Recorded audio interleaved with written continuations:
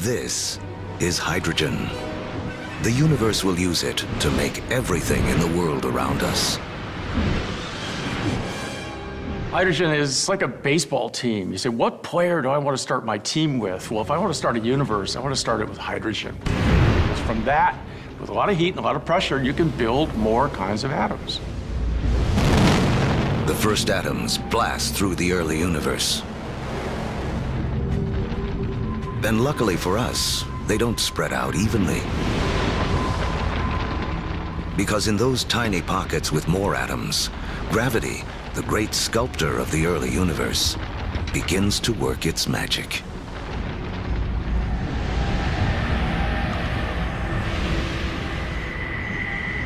The first galaxies are beginning to form, revealing a timeless secret of the universe.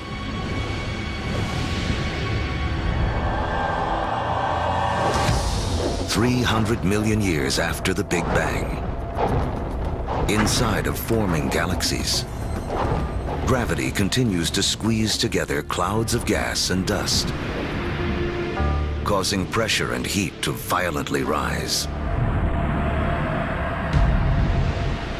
When the temperature reaches 18 million degrees Fahrenheit, hydrogen atoms slam together, creating a new element, helium, and radiating bursts of energy.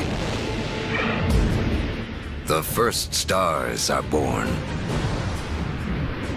Suddenly, there were these new beacons of light, shining forth, pouring energy into the universe.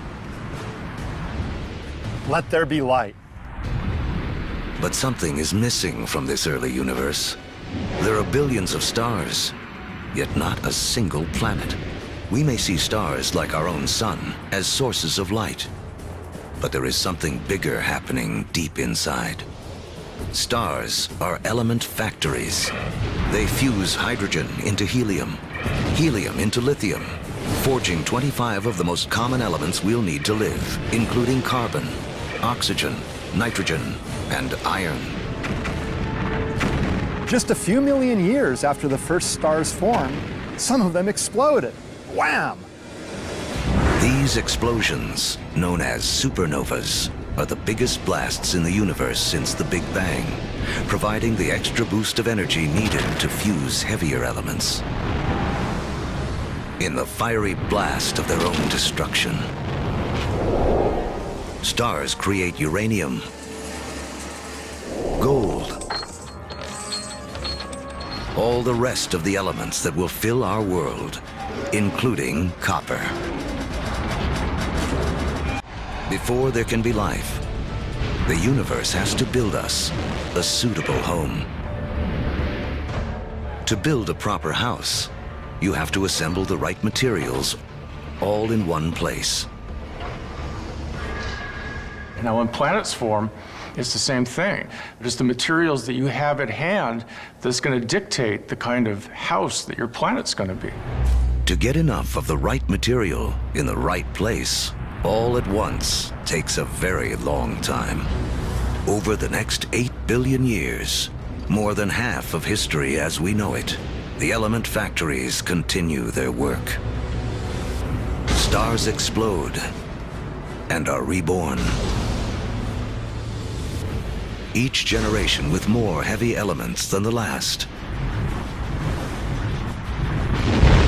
Until 4.6 billion years ago.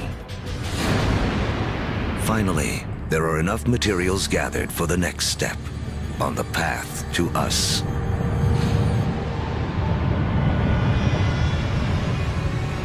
A new star is born.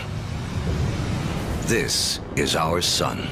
It's so massive that it's gathered up 99.9% of the gas and dust in the solar system.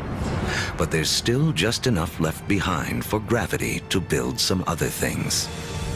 Like planets. The third one out from this star will be our home. By the time Earth emerges, just over 4.5 billion years ago, 2/3 of the history of the universe has already passed.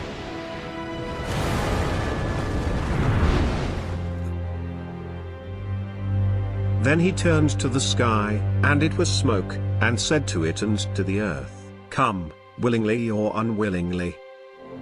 They said, "We come willingly."